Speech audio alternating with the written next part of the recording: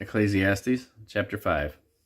Keep thy foot when thou goest to the house of God, and be more ready to hear than to give the sacrifice of fools, for they consider not that they do evil.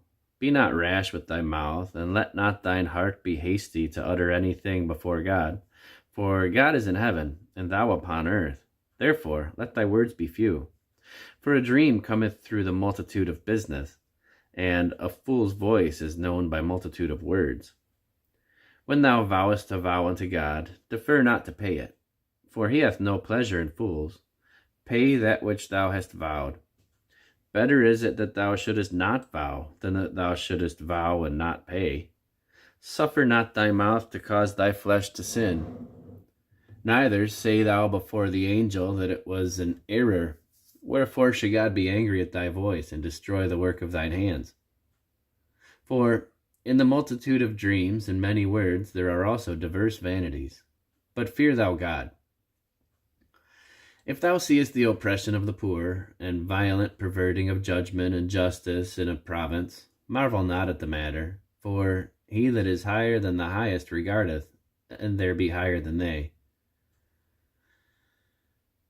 Moreover, the profit of the earth is for all. The king himself is served by the field. He that loveth silver shall not be satisfied with silver, nor he that loveth abundance with increase. This is also vanity. When goods increase, they are increased to eat them.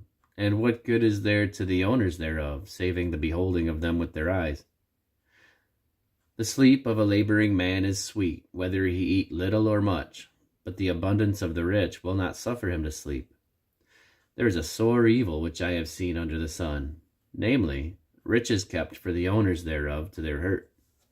But those riches perish by evil travail.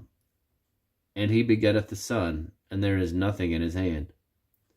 As he came forth of his mother's womb, naked shall he return to go as he came, and shall take nothing of his labor, which he may carry away in his hand.